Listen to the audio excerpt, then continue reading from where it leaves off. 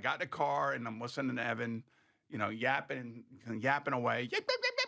Baseball, baseball, I love baseball, you love baseball, baseball, Right, baseball, baseball. Right, exactly. And he was so excited, and he got me excited. Not that way, but just made me excited. So I couldn't wait to get home to watch the highlights and to see it and watch Lindor just rip the ball down the right field line. And again, a great performance by Sean Manaea. That's the thing. I mean, the pitching is good, and Lindor comes up huge. And again, Pete Alonso, I mean, come on, man, let's go. And I just feel like I don't know, man. Maybe there's something magical happening there. See, this is exactly. You're going. Yeah, but I've been around. You're leading me right back into my take. I've been around longer than you. I was a part of the Miracle Mets when I was 8 years old, and guess what? I wore my uniform and brought my glove to Shea Stadium, and I loved every minute of it. I would sit on the stoop, wait for my dad to come home from work. He would grab me, we'd get on the train, and we'd go back to Shea Stadium, and I would wear my little Met uniform. I'm glad you said that, because that's a major difference right there, is you remember the Miracle Mets and you remember 86, where I was 4 years old in 86 and obviously was nowhere near being alive in 1969. So I think that's really where that comes from, is the fact that you've seen it happen. You've actually seen. But part of being a fan is the suffering, man. And I know, but when it finally happens, like in 1994, I'm dragging my 3-year-old with me, Gunnar, to every freaking playoff game, because I wanted him to be a part of it, because he may never see another Stanley Cup in his life. Yeah, I understand. And, does he remember it? No. But does you look back at some videos that we're in? Yes. I mean, this is part of the long suffering victimhood of fandom that we all have to embrace. I mean, that's the beauty of it. I mean, watching the Mets do something that at the beginning of the year, the first 3 weeks, we never thought this would even be remotely a chance to have happen. Yeah. And we thought maybe trade deadline, Pete Alonso's going to go, this one's going to go. And then there was that whole discussion about how Steve Cohen believed in the team and they weren't going to make any trades. And the players were coming out saying, we need support here. And I said to you that I felt like the players earned the right to say that, because they played themselves out of the abyss into being a team that is legitimately now in this pennant race. So I don't know, man. I take it when it comes, and when it's here right now. And how many times have we said, "Oh, just give me meaningful baseball in August and September"? Well, yeah, I mean, that's not a phrase. That's not a phrase that I use a lot. Well, I mean, a lot of people around here use it. Yeah, I mean, because I've used it. I said, because I don't want. I love football, and I want to be a part of football, and I want to be all engrossed in football. And we got a Thursday night game tonight, of course, but. These two teams, both the Yankees and the Mets, win games yesterday after the Mets are almost being no hit, and the Yankees have a walk-off. And Lindor ties it in the ninth inning with a blast, and it's like everybody took a big, deep breath, I felt like, watching a replay of it. So yeah. I'm just, hey, I don't know, man. I that made me feel good. When I heard Evan on this radio station when we got in the car yesterday after we were winners, I felt like a sense of, I don't know, like euphoria. Wow.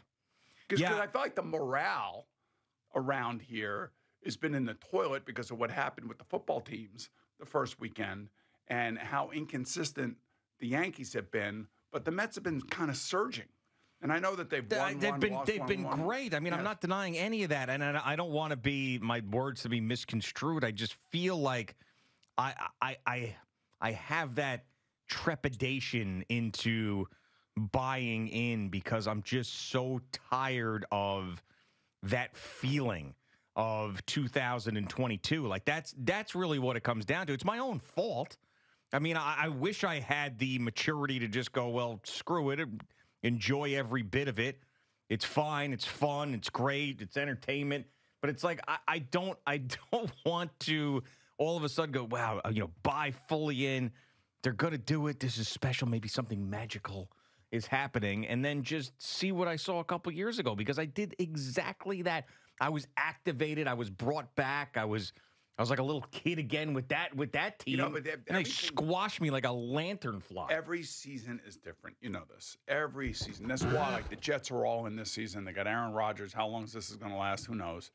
But it's every season is all in. I have to say that, when you look at the Mets starting pitching staff and the way that they have come through this season, they caught a little lightning in the bottle. Let's face it. I mean, who would have thought that, you would have this pitching staff actually throw this many innings and be this effective, and then Lindor turning it on, living up to his contract finally. And you think about what they've done and how they've put guys in place of other guys. Blackburn gets hurt, McGill goes in there, he wins a game. I mean, this is what's going on now. They should get Blackburn and Kodai. They may even get Kodai Senga back. I don't know. No, I couldn't imagine. No. You don't think so? No, I mean, they said he was out for the year. Oh, he is out for the year? Yeah. Okay, I didn't realize that. I didn't see that. Yeah. So now you're bringing me down. Well, why am I bringing you down? It's not my Just say, calf. hey, you know what? We don't need him right now. You don't need him?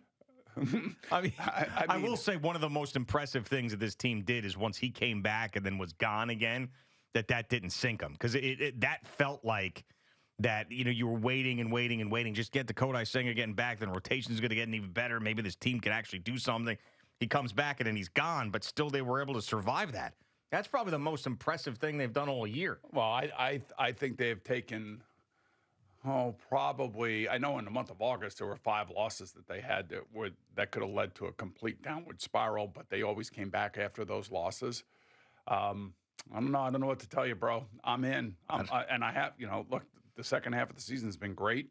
They just coming off of that 9-game winning streak. Pitching staff has been good. Lindor, a little bit of a dip, but comes through in a huge spot. I mean, if Pete Alonso could get going. I mean, it's time to forget about him getting going. No, I'm saying, like, it's not going to happen. Even if he doesn't get going and he just, hits a home run here, sack fly there, gets hit with when the ball, it matters. Whatever. Yeah, I understand.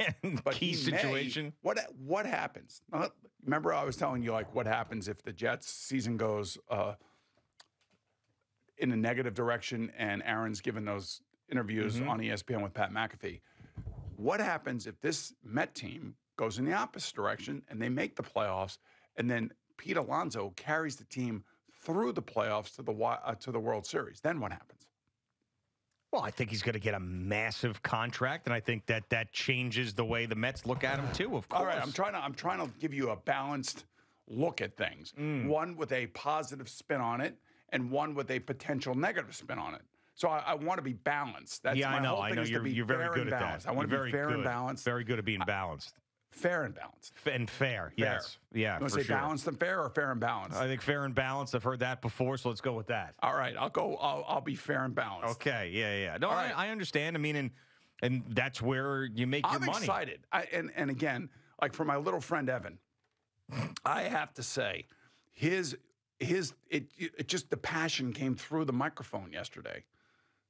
I felt like it was like a 10-year-old boy watching his team. And I thought back to myself when I was a 10-year-old boy watching my team. Yeah, it's funny perspectives on things because, and I think back to all those times that I was younger and they just crushed me, and that's why I feel the way that I feel. But somehow they haven't been able to kill him. They haven't. Well, you know why? Because he's a real fan. He's a real hardcore fan. I'm a hardcore fan, but right. I'm not scoring games. I'm not.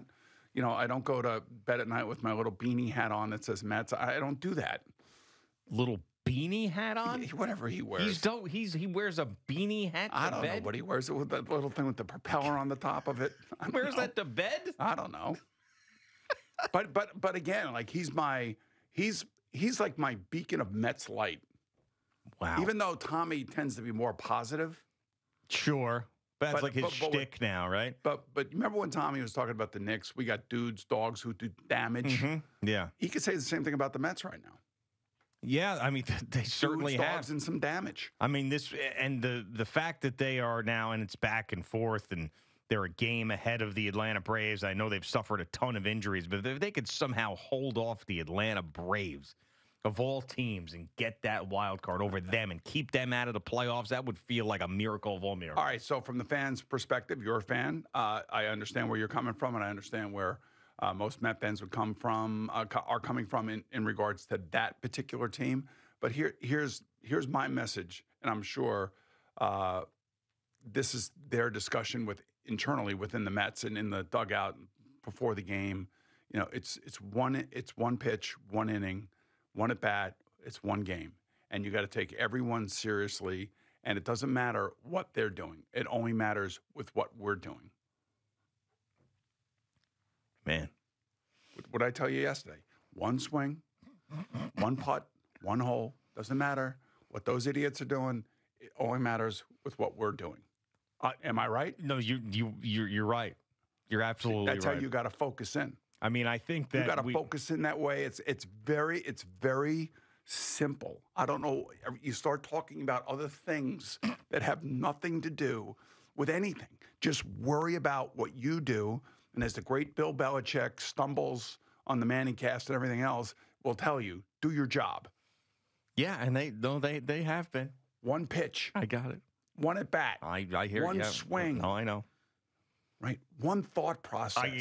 Yep. Simple. Mm-hmm. That's all it is. Yeah, I understand. And how much money did you put in your pocket yesterday? Gambling. I don't gamble on the golf course. What do I look like? Phil Mickelson? Well, seriously, how much money did you put in your pocket yesterday? I think it was $80 maybe. 80 sleeves. Boom. Done. You're a winner today.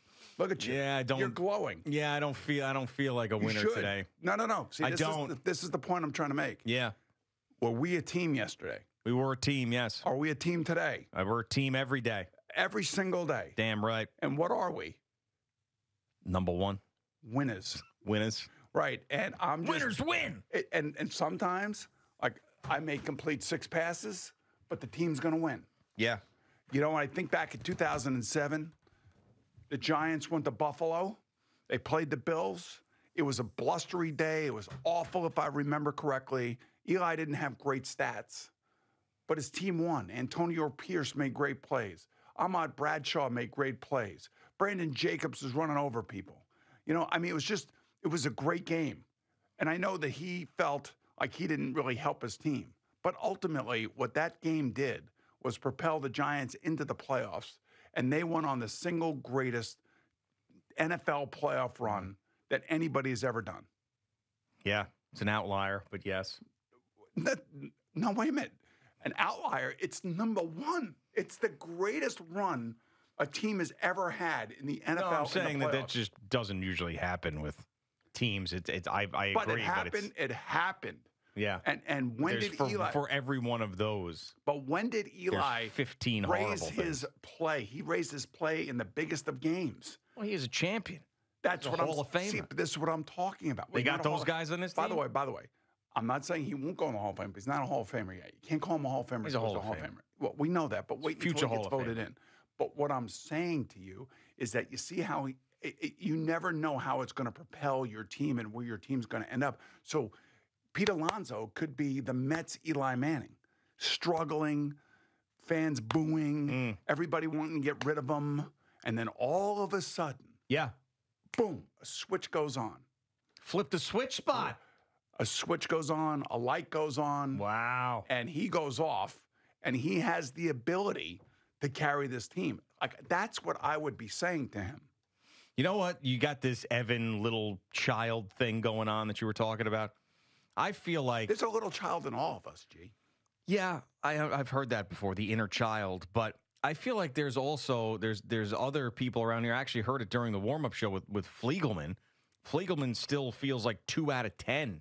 Fliegelman was on a warm-up show? Yeah, well, he was in the control room doing some log stuff, and Jerry referenced him because I guess he asked him a couple weeks ago when we were off, what's your confidence level, 1 out of 10, that the Mets make the playoffs, and I guess he said a 2 out of 10 then. So now that they're playing well, Jerry went to Fliegelman and said, hey, Fleegs, what's your confidence level now? He goes 3 out of 10. Did he ask him about whether or not VP Harris can get the presidential? With no, the whole Taylor Swift he didn't ask him about do teenage boys excrete oils either, which is what Jerry asked Eddie the other day. But Eddie, I'll go to Eddie. I'll do my own right Eddie moment. Right, Eddie? I mean, are you more with the Evan Roberts boomer side of things, or are you more with the me Fliegelman side of things? I am sort of in between. Oh, come on. Boo, that sucks. Boo. Stop being in between. Give us a point of view. Give us an opinion. Are you excited like I am? Oh, 100%. Me and Evan are excited. Unless we just spit the bit in Atlanta again. Oh, stop with that. Unless that happens, this season Stop is a with success right now. Listen, if you speak it, it can happen all over again, and you're trying to What? speak it into existence. So No, I'm not. stop it. That's Stop mumbo it. jumbo talk right there. Yeah, mumbo jumbo spot. That's a word salad? Word salad. Yeah, no, it's not. Just enjoy the ride, boys. It's a pennant race.